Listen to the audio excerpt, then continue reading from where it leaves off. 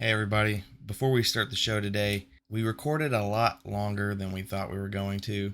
We were expecting to do maybe 30 minutes to 45 minutes for the entire podcast, but it ended up being like 3 hours and 45 minutes instead. So I'm going to break this up by whatever we're talking about. So I'll do the section on movies and get that done and uploaded today. And then I will work on the section about the series for 2022 and then the games of 2022. And then we'll wrap it up with what we're looking forward to next year. I was kind enough to leave in all of the bloopers of me being an idiot and not knowing how to talk. So enjoy that as well as the episode.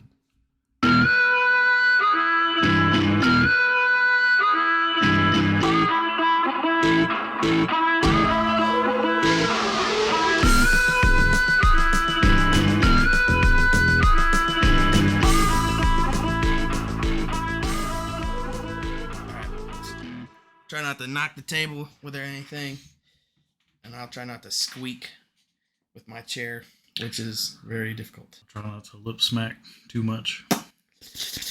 Let me get them all out of the way now. As long as you do it right before you speak and not while I'm speaking, then we're good. Then I can get it out. So if you're like, so, I'm gonna put this over here. Oh, So I can actually see it. Oh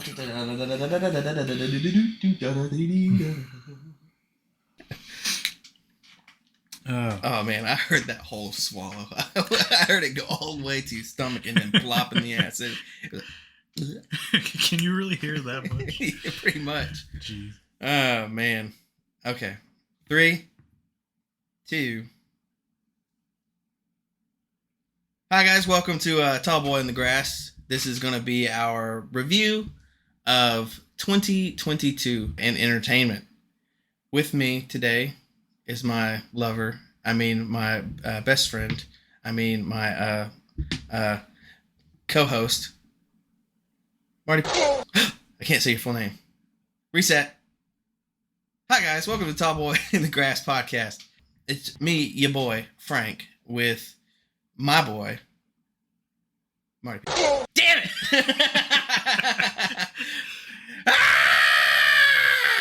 Just say Party Marty or something. Hi, welcome to podcast. Smooth start. Hello, everybody. Welcome to our new episode of Tall Boy in the Grass.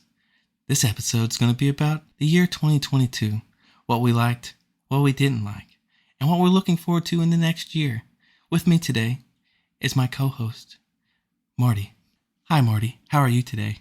Hi, Frank. I'm doing well. How are you? I am good. All right, that's enough of that. Sorry about that. This took me like 15 takes to get. All right, so yeah, we're going to be talking about 2022 today.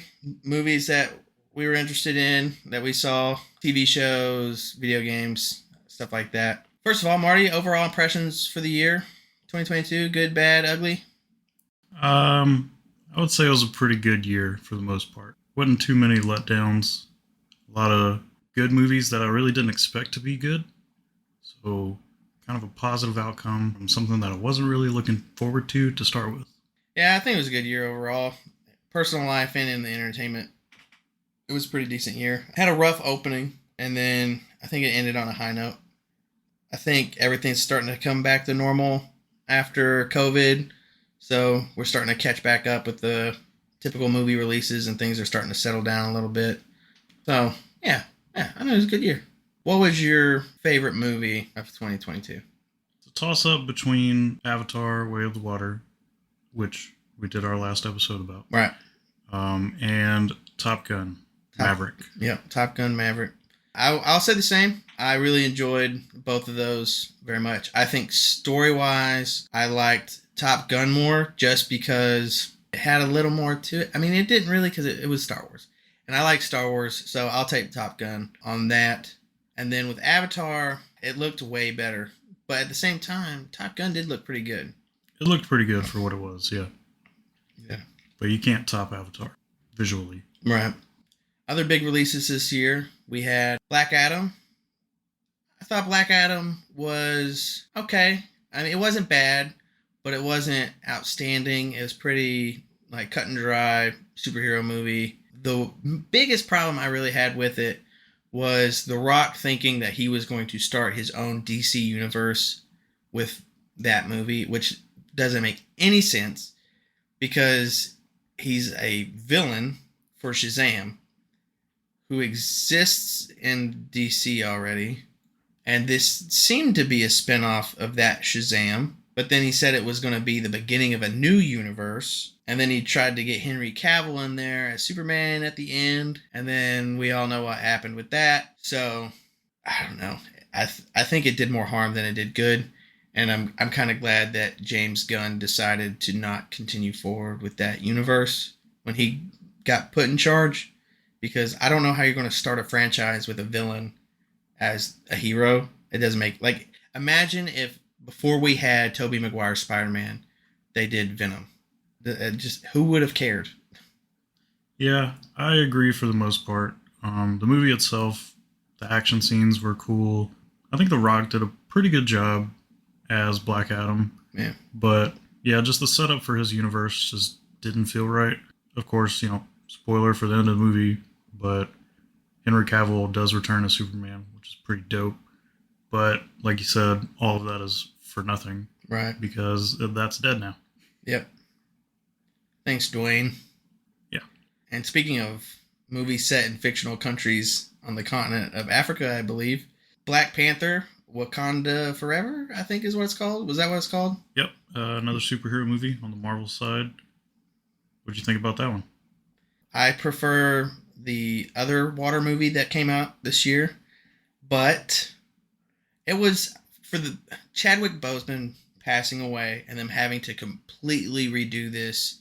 I think they did an outstanding job from that perspective. It didn't blow me away. The story didn't really make a lot of sense to me. I don't know. I like that he had a son in the end, and that his name was his name T'Challa too, right? I think so. Yeah, I allegedly the original story was going to be about T'Challa and his son bonding together and going on like a manhood ritual out in the wilderness, and I feel like that would have been so good. And I know that some people are completely against recasting Chadwick Boseman, and I get he was a fantastic Black Panther, but Black Panther is very important to Marvel, and to have his character completely disappear this early on is really upsetting for me because, I mean, he's a member of the Illuminati and all these other things. There's the big thing with Namor. There's all these rivalries that we're never going to see in the MCU now. And I get it. They want to respect Chadwick Boseman's memory, and I understand. He was a very good Black Panther. But they have now completely disarmed themselves with that character in the future. Like, there's so many things that they can't use from the comics anymore because they don't have T'Challa. So maybe they figure out a way around that, and my worries are for nothing. Maybe they don't. I don't know. Yeah, I think they did a pretty good job for what they had, basically starting from scratch after Chadwick died.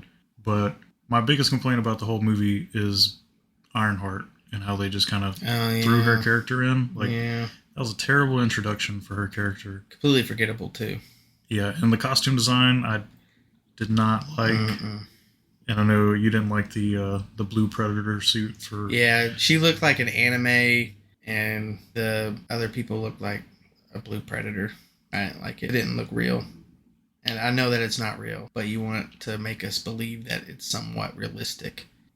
Yeah, on the positive note for the movie, I will say Namor, I really liked him. Oh, yeah.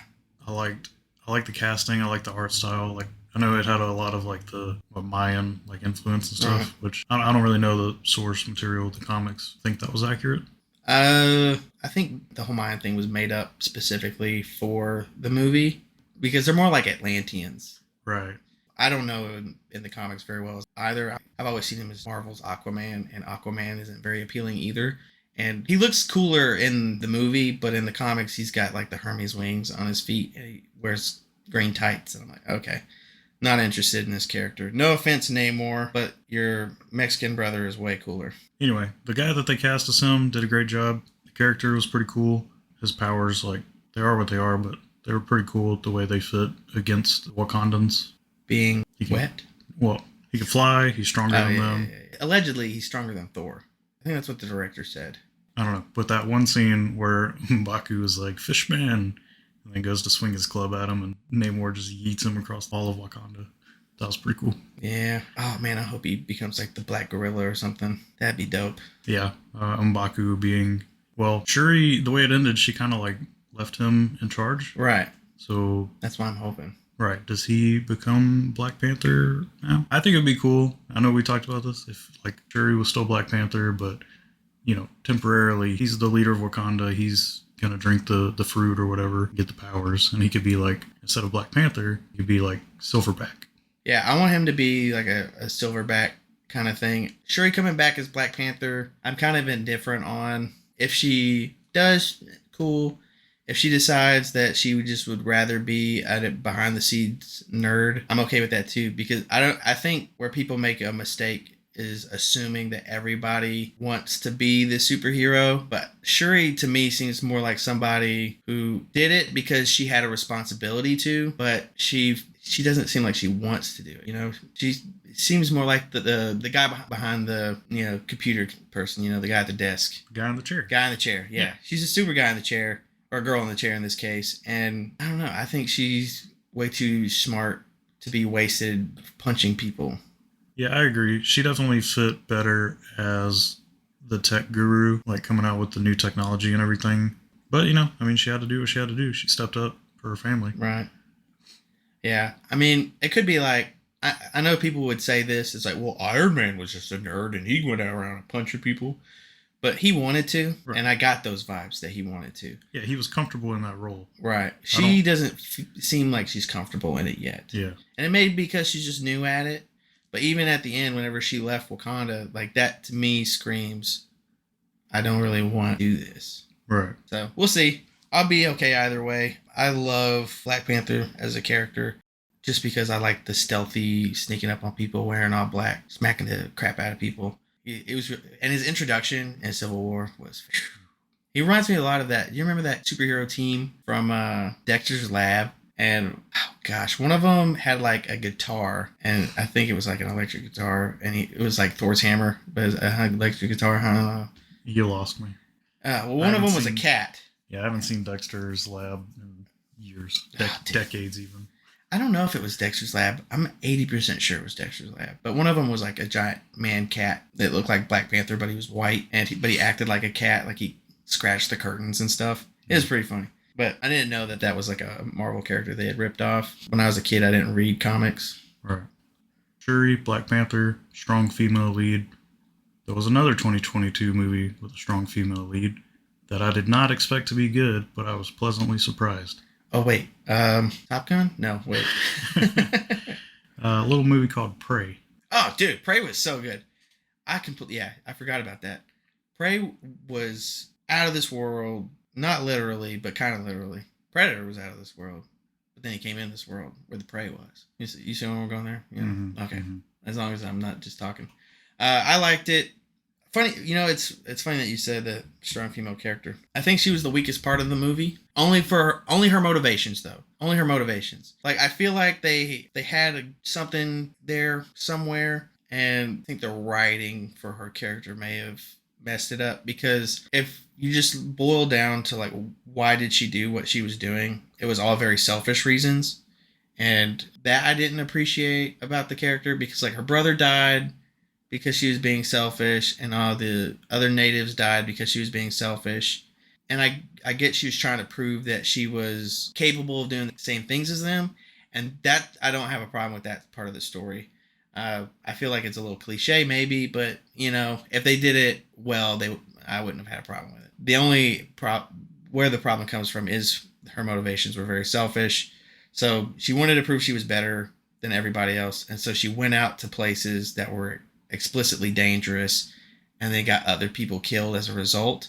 And then when she made it back to her village, like I think it was her mom, based off of the context of everything, it seemed like it was her mom, knowing that her son was killed, still was performing her duties as like the female leader in the village while like bawling her eyes out.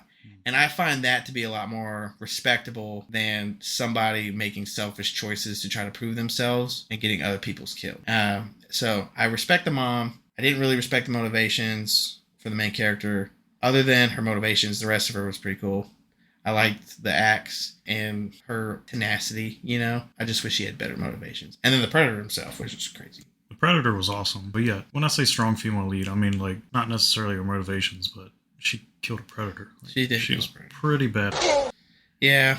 And her little, the axe with the little rope tied around it, she got really good with that. That was pretty cool. One thing about the movie, though, her dog. The whole movie, I was like, that dog's about to die. And it never did. Yeah. I don't think it ever died. I can't remember. I don't think it died either, but I did get that same vibe throughout the movie. Like, oh, he's going to kill the dog. Yeah. Oh, he's going to kill the dog. Oh, thank God they didn't kill the dog. But can you pet the dog? I'm pretty sure that was a shelter dog that they got while they were there. You mean filming? Yeah. Yeah. Yeah. I don't think that the Comanches had animal shelters back in the 1400s or whenever that was. Did they? No, I'm just kidding. They didn't. All right, moving on. We've already talked about one Marvel movie. There was a couple more that came out this year. Not as good, I feel, compared to the Black Panther. I had higher, and even, funny enough, I had higher hopes for them than I did Black Panther, and they completely swapped on me. So, Thor and Doctor Strange. Let's start with Thor. Love and Thunder was a weird choice for the name of the movie, because you don't really understand why it's called that until the end, and it's like, oh, because the girl that he's adopting, his name is Love, and he's the king of, or the king, he's the god of thunder or whatever. Right. I don't know. That movie to me, I had high hopes for it too. Yeah. From the start. I've always liked Thor, and the first two Thor movies were not so great to me. The third one, fantastic. Loved it. Ragnarok was awesome. Yeah. And this one, I expected like Ragnarok level quality. Yep. But they took what they had in Ragnarok and they pushed it too far. Yep. It was too much like cheesy comedy bits. Yep. And it turned me off to it. Zeus, awful character. Completely hated him. Dr. Jane Foster, like, I don't know. They could have done more with her character. Could have made a better character. Those two pushing the like liberal strong woman agenda. Yeah, that like her final line at the movie. I can't remember the exact words. I do remember the cringe. Yes. I remember the cringe very well. Whatever she said, not memorable, but cringy for sure. And I mean, who doesn't love Natalie Portman? Who doesn't love Natalie Portman? You know your boy. I love me some Natalie Portman. I mean, Padme, bro. Exactly. Padme. And Jane Foster. I mean, I knew at some point they were going to do Lady Thor. Personally, I thought they were just going to kill Chris legit like 2 or 3 movies ago and just give it to either ScarJo or Padme and have them be Thor. Glad they didn't. But at the same time, I don't like that they killed Jane Foster. And I know that they showed her in Valhalla afterwards, and they're kind of implying that they'll return. But even then, I just was disappointed by the movie. You're right on the money when you said they overdid it with the comedy stuff. Those goats made me want to rip my hair out. The goat screaming was funny the first time. Mm-hmm. The 80th time by the end of the movie, I was like, I get it. It's the goat scream from YouTube 10 years ago now, however long it's been. It's old. It got old real fast. I did not like Naked Thor. I did not like the orgy stuff, because when you get down to the meat and potatoes of Marvel, it's for kids. Yep. Comic books are not for grown-ups, generally speaking. They're for kids. At least they were. Same with the movies. Now, I get it. You have people that are growing up with these movies who are now older, and so maybe they want more mature things, or some characters in general just more mature than others, for example, like Deadpool and Wolverine. Thor, though, not one of those characters. He's a space Viking who shoots lightning out of a hammer. In the comics, he wears fur. Like, not exactly a super deep character or anything like that. And they did a really good job developing him throughout Marvel up until this movie. I liked where they were going with his like getting over the depression and stuff, because I mean that was really understandable, and I feel like relatable for a lot of people, because he kept losing people in his life over and over again. His love of his life dumped him. His mom died. His dad died. His brother died. His best friends died. And he was responsible for half of the universe getting blipped because he didn't aim for the head. And so he has a lot of weight on his shoulders, and they turned it into a joke. Yeah. And I think Taika Waititi was kind of a one-hit wonder, in my opinion. No offense to the guy, but ever since that movie came out, I haven't watched one of his movies and liked it. He directed some Star Wars stuff. I think he did Mando or something. And those were okay. Like, his episodes were not bad, but I think Ragnarok was kind of the pinnacle, and either he needs to throttle back some and realize that he's not the greatest filmmaker of all time, or he needs to stop. Yeah, I mean, at his core, Thor is a serious character, and like you can build comedy around him, but making the character into a joke, that's a killer. Like, yeah, people are not gonna enjoy that movie, and if you continue, Thor's just gonna be a dead character. And I watched the movie once when it first came out, and then I took my kids to see it the second time, and that was the first time that I fell asleep in a Marvel movie, period, and only the second time I've ever fell asleep in a movie theater. Yeah, it didn't really keep me engaged at all. I don't know. It was all over the place. They tried to make it super funny at the same time. They're dealing with somebody with severe depression and somebody suffering from late stage cancer who's dying. And they try to make it into a joke. And it just didn't feel good. So, moving on from one disappointment to another, the follow-up to Spider-Man No Way Home. The best Marvel movie to come out. Agree. Doctor Strange. I always want to call it Stranger Things. It's not Stranger Things. Doctor Strange. Multiverse of Madness. A lot of hype going into that movie. Multiverse really had me going. It had some pretty good cameos in there, and that was about it. I was expecting to see way more universes. We really only saw like 2, and then little glimpses of a few here and there. We saw like the main MCU one. We saw the one with the Illuminati. And then there was a little bit in that one where he had to fight the guy with the music. And it was, I don't know. I didn't like it. I didn't like it. Kind of on the same path as Thor. It was just too much comedy, too much cheesy. Yeah. It just didn't feel right for the character. Like Spider-Man, funny character. Always has been. That's the core of Spider-Man. Doctor Strange, Thor, serious character. You made him into cheese balls. Yeah, I think what Doctor Strange really had going for him in his first movie was kind of like the magical element of it, where it's like you're seeing all this crazy stuff and like the visuals were really good. And this one, they try to add a little bit of that horror tone to it with Scarlet Witch. And I feel like Sam Raimi did a good job with that part. I mean, I was legitimately afraid of Scarlet Witch a few times in that movie.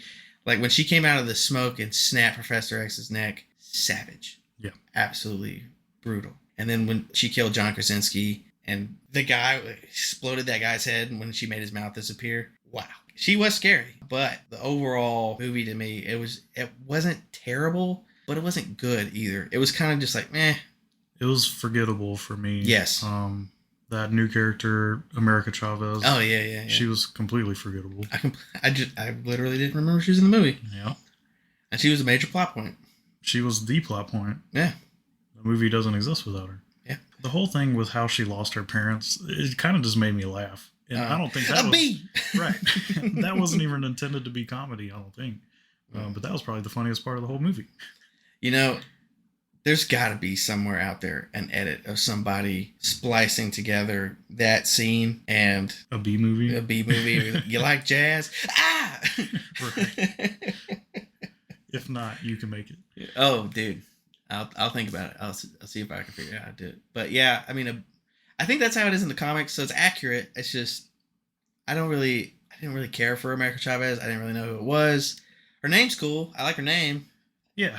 I mean, and you know, you said it's in the comics, it's accurate, but sure, there's a lot of things in comic books that are just weird, and they get left out. Yeah, and they should. Yeah, great example is how Mary Jane Watson dies. Go on. Okay, so her and Spider-Man, I think they've tied the knot at this point, and they decide to make love for the first time. And his specimen is radioactive because he got bit by a radioactive spider, and she got cancer and died. Oof. Yep. Yeah, it's one of those comic book isms that should probably get left out of movies. Yes, Probably. Now, imagine if that's how Gwen Stacy died in Amazing Spider-Man. Oof. Oof. Wait a second. Did Jane Foster know Peter Parker? I don't know. Did she? Maybe. She did get cancer. Oh. Ooh.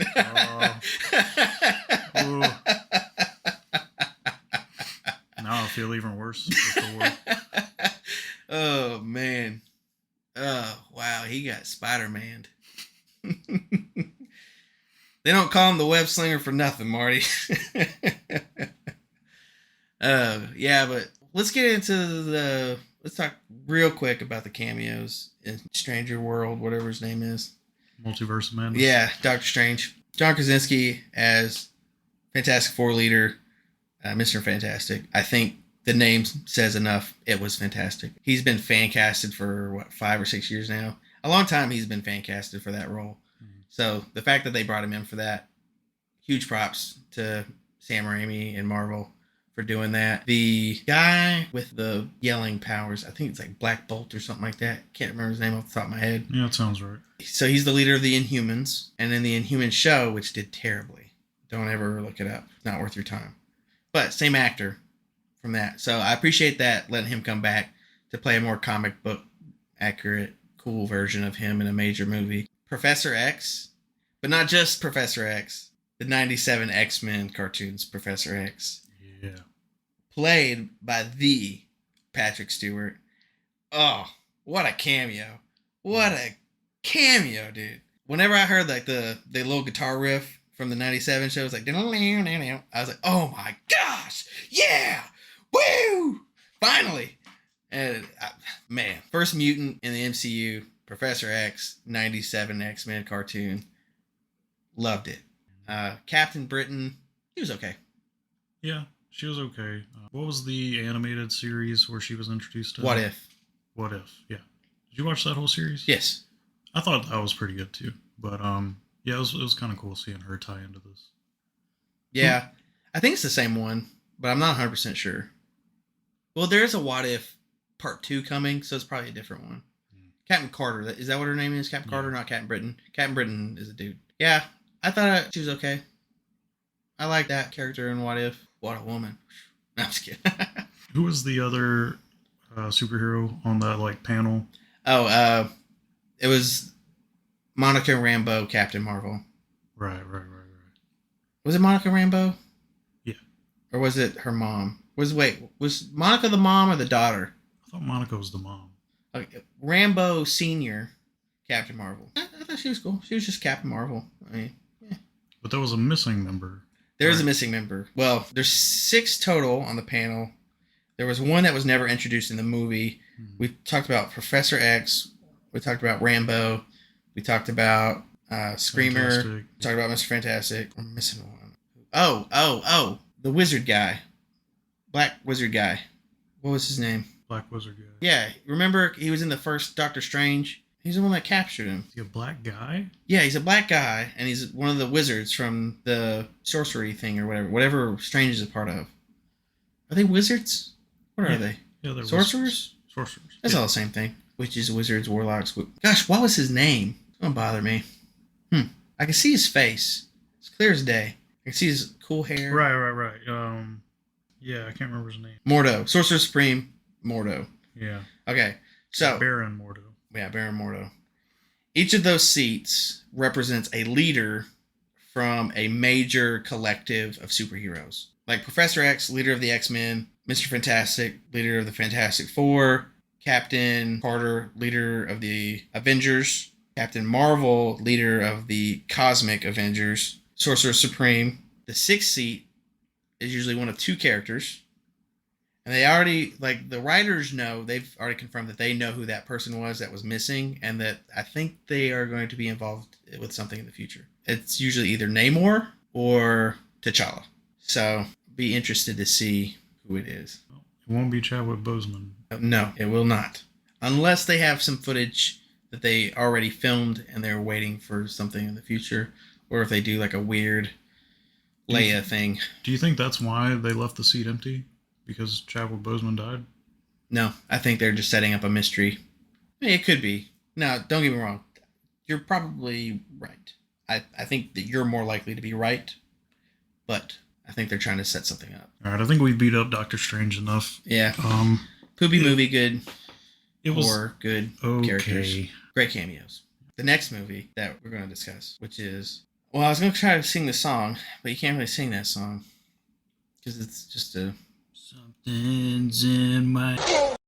I didn't even think about that song. Yeah, we're going to talk about Batman, the Batman, with Rob Battenbat. Rob Battenbat. I absolutely loved that movie. Great movie. Yeah, I completely agree. And I had no expectations of it being good. And I didn't watch it until months later when you put it on at my house. Yeah. And I was very surprised and very pleased. It was quite good. Yep. I think it was our first Batman movie where you actually get to see Batman be the world's greatest detective. Because that's what Batman is. He's the world's greatest detective who also can whoop butt and dresses like a bat. But people have always focused too much, in my opinion, on the superhero aspect of it and not enough on the detective aspect and like the lower street crime aspect. But even his, gallery of villains, it's always way too focused on Joker. And I get it. The Joker is his main bad guy. Like, that is the antithesis of Batman. But he's got so many people that I would be just as interested to see in movies. And they did Riddler in this one, but they did him very, very differently than he's been done before, where it felt more like you're watching Zodiac. Yeah, it was like watching Zodiac, but with Batman. So it's dope, and then Carmine Falcone thing was going, and then you come to find out that you can see the Riddler watching that bar from an apartment across the street this whole time. Crazy. The first time you see the Batmobile, there has never been, and I don't know if there ever will be, a better reveal of the Batmobile. Everybody's just like sitting there. They just shot up Batman, and Catwoman's about to get shot, and you just hear that high-pitched whine from a jet engine spooling up. You're like, what's that? And, show that thing, and it's just like the high pitch gets higher and higher and higher, and you like get this sense of anxiety from it. Like, you can feel the fear that these guys are feeling right now. It's like, what the heck is this thing? And it was a muscle car and not just some tank or crazy over-the-top Batwing covered thing from the 90s. It was just a muscle car with a jet engine in it that he had built himself, and it was so cool. I loved it so much. His suit, it was armored, but it didn't look too thick like Ben Affleck. Batfleck. Yeah, Batfleck. Oh my gosh. I mean, he also, Robert Batman is not fighting Superman in this. So, get it. He probably doesn't need to wear anything that thick. But when he's taking bullets to the face, or not to the face, to the chest, he's punched people in the face with taser fists. And, I mean, I'm vengeance at the beginning. I know a lot of people made jokes about that in the movie itself and then outside of the movie. But that's like one of the first episodes of Batman the Animated Series. And he's like, I am vengeance. I am the night. I am Batman. That was so cool. That scene in, what was it, like a subway station at the beginning where I think they were trying to mug a guy or something. Right. And he just goes ape and beats the hell out of all of them. And it's brutal. Oh, yeah. I loved it. It was dark, but not like the Dark Knight. Yeah. It was more of like the detective dark. Yep. It was like a noir. Right. Yeah. And it was dark, but it wasn't like depressing. It kind of was depressing, but still like in a noir type of way. Like the music choice too. Yeah, they did a good job. Yeah. Yeah. I mean, well, we were talking about something earlier that was depressing, weren't we? Yeah, all the stuff that was happening in Thor, that's depressing. Right. This, I didn't really feel depressed. I felt it was more like suspense and like thrills. Because on one side of the story, you've got gangster Catwoman stuff. And then on the other side of it, you've got really creepy serial killer leaving riddles. So I think it's a kind of a good blend of the regular street fighter and the detective serial killer, all that fun stuff. Overall, it was just a really, really good movie. Probably the best Batman, like Batmobile car scene, in my opinion. Not my favorite Batmobile, though. My favorite one was the Dark Knight one. The Tumbler or Rambler or whatever it's called. Yeah, I don't remember. I think- Rumbler, Tumbler, or something. Rumbler, Rambler, Tumbler. I think it's a tumbler. Does it tumble? It rolls. I mean, kind of, I guess. It's a tank. Yeah, it was over the top, but it was badass. It was definitely my favorite one. But just the scene of like all the action on the highway and the cars flipping and the fires and the rain at the same time, and the music choice, like the suspense of it. The car scene was really good. It was really good. The only thing that I didn't like about the car scene is that after I had watched the movie and I thought about it, I was like, a lot of people died in that car crash, and it was 100% caused by Batman. I guess, yeah, I didn't think about that, but It was still cool. it was cool. It was great to look at. Hey, Superman could do it. Batman could do it too. Yeah. Hey, Superman kills cities, you know? If Superman can wipe out millions of people, Batman can take out a couple dozen on a street, you know? Yeah, what's the big deal? He didn't directly kill them, you know, because Batman doesn't kill. Right. He just indirectly killed them by causing a severe car accident. Really, it's not murder, it's manslaughter. Or bat slaughter. Yeah, if he gives a few concussions and then they die in the hospital later on, it's not his fault. Yeah, really. What else we got? Ooh, last but not least, maybe least in good reviews on the internet. I don't know, it wasn't a very well received movie, even by fans. Only because of, the 5 movies that came before it. I think it was probably the worst in the series, but still a great movie. I liked it a little more than the second one in this trilogy, but not enough to really say it's better. It's like saying, what's the worst movie in the Lord of the Rings trilogy? There isn't one. They're all really good. Yeah, I mean, but that's the Lord of the Rings. Right. Throw in The Hobbit. Okay. Different series. We're talking about Jurassic World Dominion. So, you guys may not know this, but I'm a pretty big Jurassic Park fan. Show him your tattoo, Frank. Here it is. Right there. You Yeah. see it, folks? Right there on his chest. Yep. Big old bright and shiny tattoo of the Jurassic Park logo sitting right on my boob. And then less than 6 feet away, I've got hundreds of dollars, if not thousands of dollars worth of Jurassic Park memorabilia. Actually, I would say it's in the thousands at this point. I love Jurassic Park. Favorite movie as a kid. As an adult, it's still one of my favorite movies. It doesn't sit at number 1 anymore, though. I think, in my opinion, the best movie I've ever watched, period, was Mad Max Fury Road. Really? I think so. I don't think I've ever seen a movie that made me feel the way that one did. That's not even in my top 5. Probably not even top 10. It was the cinematography of it, the action sequences. We're not talking about that right now. Jurassic World Dominion. Dislikes about the movie. It wasn't very well paced. It felt really slow for most of the movie, and then it kind of fizzled. Like even what's supposed to be the climax didn't feel like a climax to me. It kind of just felt like the baseline for the whole movie, where it was just kind of a little boring, you know? And I hate to say it, because I went in there with a lot of hype, because as much as I love the movies, and I know that they're bringing back the original characters, super excited about that, original actors, and I feel like they bit off a little more they could chew by releasing the dinosaurs to the entire world, or at least the way that they did it. Mad respect for Colin Trevorrow. He's a fantastic filmmaker. He's such a fan of Jurassic Park. 3 movies for this story was too short. You couldn't get enough into it. And I think Star Wars is correct in what they've come out with since Episode 9 came out, where trilogies are kind of outdated at this point. And if you have a story that you can fit into a trilogy, well, do a trilogy, but don't try to force something into a trilogy just to make a trilogy. And I feel like that's what they did with Jurassic World, where they got the rights to make a trilogy. Colin Trevorrow's ideas were really grand, but they were maybe a little too grand, and so they had to press them into 3 movies. And I think the first one was good.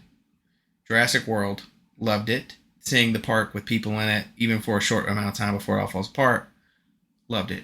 The second movie, take them off the island, a little bit of a horror thing.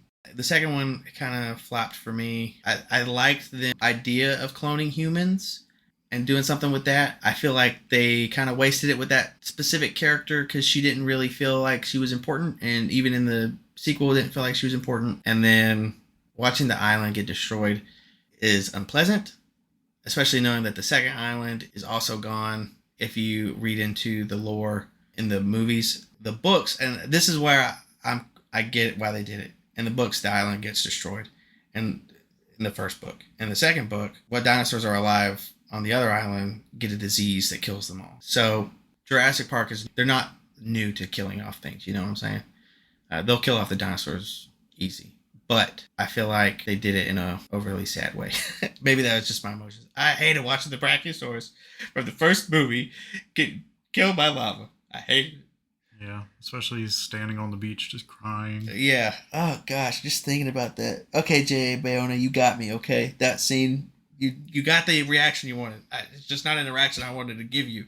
The second one was okay, but it was predictable too. Like the trailers gave away way too much. I literally won $60 from that movie because I made a bet with 3 people for $20 that I knew how it was going to end, because the trailer showed a giant glass ceiling over a Triceratops skull, and then also showed the bad dinosaur standing on top of glass. Like, I wonder what's going to happen. So they gave it away in the trailers, and then the third movie, the pacing, slow, boring, for the most part. They did reintroduce the characters from the old movies, which I enjoyed, except for Vince Vaughn. My Vince Vaughn. Where's Sarah? Where's Sarah at? I didn't think about that. Yeah, Ian Malcolm's family does not matter. Yeah, and his daughter. I wanted her character to come back. I thought she was a cool character. I liked Kelly. I don't care that she did I've heard a lot of people talk smack about her doing the gymnastics or whatever and kicking the velociraptor out a window and it dying. Yeah. I thought that was sick. I'm pretty sure that's the only dinosaur. Is that the only dinosaur you see in Jurassic Park die on screen? No, because the velociraptors got killed in the end of the first one. But I think it's the only one that you see a person kill a dinosaur. For me, the Jurassic Park movies, the second one was my least favorite. But for Jurassic World, the second Jurassic World movie was my favorite of that trilogy. I liked the mansion and like the dark, scary setting of it. The second one is so good. I mean, it's got its problems. All right, don't get me wrong. Specifically, how everybody on the boat dies at the end. Giant plot hole. Not super important though, because it is kind of important. But I don't care because I like it. I like it, boys. Okay, I like the island. I like the tiger stripe velociraptors. I thought they looked sick. I like the whole thing in the field where they're jumping around, killing everybody. I like the darker tone. I like Eddie getting ripped in half by the buck and doe T-Rex. Thought that was sick. You just hate people named Ian. I do. Yeah, well, so does everyone else. And we're going to have a podcast about that pretty soon. Not going to, Everybody hates Ian. there is an egregious amount of villains in movies where either the actor's name is Ian or the character's name is Ian. And I'm not going to get on that right now because I will have an hour conversation about this. No problem. Anyway, back to Jurassic World Dominion. Good things. Let me say my bad things. Oh, I think you already did. I haven't said anything about it. You just went on a tangent. Let's Jurassic Park, Marty! I know, this is your thing, Frank. But for me, the only things that I really didn't like about the movie was, like you said, it felt like there was too much packed in. Like, it could have been 2 movies. They could have stretched it out. Yeah. But it was too jumpy. There was, you were jumping all around the story, jumping from different regions of the world. Yeah. It felt like a Mission Impossible movie. No, the dinosaurs were cool. The enclosure that they had, in the... What part of the world was that? Up in the Arctic or something? I don't know. Italy. Whatever. It was cold. Anyway, that part was cool. The dinosaurs were cool. There were a lot of new dinosaurs, which I loved. Kind of wish they would have stuck with, the hybrid theme. So they had a hybrid for the first movie, hybrid for the second movie, and then they just did a Giganotosaurus for the third, which that was not one of my favorite dinosaurs. Yeah, so the reason why they didn't do the hybrids was because the vocal fans were like, stop! We don't want any more hybrids. Well, they stopped, and now how do the fans feel about the third movie? True. Suck on that. I did like the Giganotosaurus. I didn't like it as much as they hyped it up because I don't know why, but somebody, I think it was the director in an interview, said Rexy is Batman to this Giganotosaurus' Joker. And it's definitely not what it was. The Giganotosaurus was barely in the movie in the first place, so I didn't really feel any tension from it. But at the same time, the T-Rex was barely in the first Jurassic Park, and there was a lot of tension with that. So I don't know if it's all screen time or just putting them in different situations. For me, pros of that movie, the dinosaurs. Yes, you nailed it right on the head. There was a ton of good dinosaurs in it. My favorite dinosaur of all time, the Carnotaur, is in it. I love Carnotaurus. I love his little weird hands and his horns. What was that one, like, alligator, lizard, dinosaur thing that was in the cave with that jump scare? That is okay. So it's actually a mammal. Whatever it is. That scene actually scared the hell out of me. I did not expect that at all. Yeah, I knew it was coming, and it scared me. But I was trying to I was watching for everybody else to see how scared they get. Everybody in the theater jumped. I like that. They brought back the Dilo for the first time since the first movie. Still way too small. The one in the first movie was supposed to be a baby, so I was hoping that when they brought it back, that they would have it be full grown. But now they just added multiple of them. And now I feel like they're going with they're not babies, which I don't like because Dilos get like 15 feet tall or something. Like they're huge. In the book, the Dilophosaurus kills Dennis Nedry by like picking him up by his head with its mouth and then gutting him with its claw. That would have been pretty sick. I don't think they can show that in most movies. At least not once they're trying to sell to kids. But yeah, they had him come back and they killed Lewis Dodson. Right. Which I think is kind of poetic. I think that's what they were going for. It felt kind of flat in my opinion, but I see what they're going for. Like they're trying to be like Dave Filoni with Star Wars where he understands it, and they're trying to do that with Jurassic Park, but it's a different kind of story, so it didn't really work out in my opinion.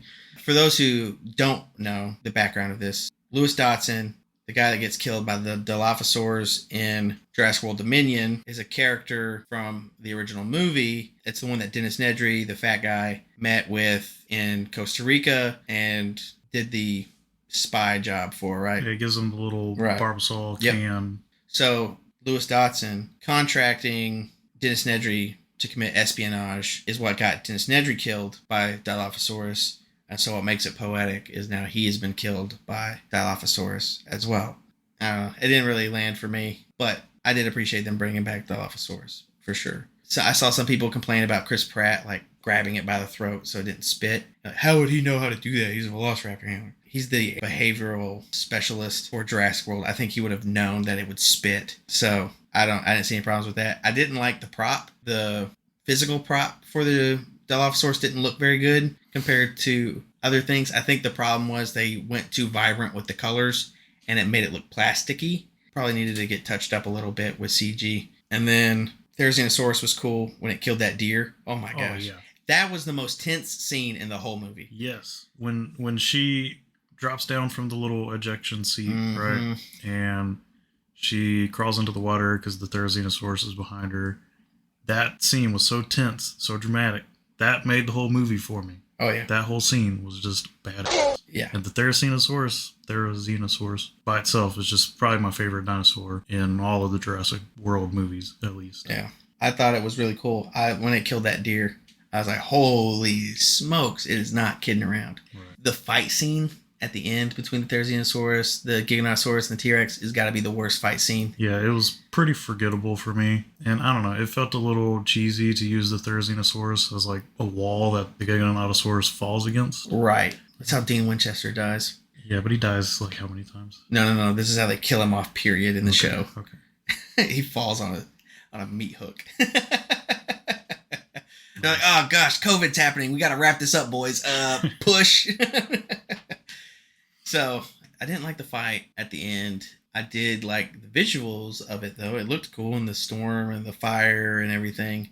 But after that, there was a cameo. Probably my favorite cameo in any movie ever. Better than Professor X from Doctor Strange, not Stranger Things. The buck and the doe from the Lost World Jurassic Park are at the end, Jurassic World Dominion. And they roar with Rexy and probably murdered her soon after that because it's 2-on-1 and they're younger than her. So she's got experience. So do they. They didn't live on an island without other giant predators. True. They lived with the Spino. And that thing was not nice. Oh, fun fact, Spinosaurus was the first hybrid. And the reason why it was so angry was because they did a lot of terrible experiments to it. That's why it wanted to kill those people for seemingly no reason. I knew I liked that dinosaur. Yeah, it was very bitter. That's not in any of the movies. And so you have to do a lot of weird digging to find that. Man, I love Jurassic Park. Whew. Yeah, Jurassic World Dominion, though, I still give it a thumbs up. Like, it was disappointing. I think it was disappointing because my expectations were set a little too high, maybe. And I was hoping for more cameos. from dinosaurs from the past, like the Jurassic Park 3 raptors, because they're in the promotion material, and you can see one of them's tail in Malta, but they don't actually show any of them. And same with the tiger stripe velociraptors. Maybe they'll do a multiverse of Velociraptor. I want all the packs of velociraptors in one movie so bad. Okay, and I want a Jurassic Parks and Recreation starring Chris Pratt and Bryce Dallas Howard. Lord, if it's your will. I think we pretty much wrapped it up. So Wait, one more thing for Jurassic World, just because I know you're going to have to bleep it, and I want you to use that sound effect. So, you son of a gun. Okay, that's just more work for me. Jurassic World, thumbs up. Top Gun, thumbs up. Black Panther, thumbs up. Black Adam, yeah, I agree.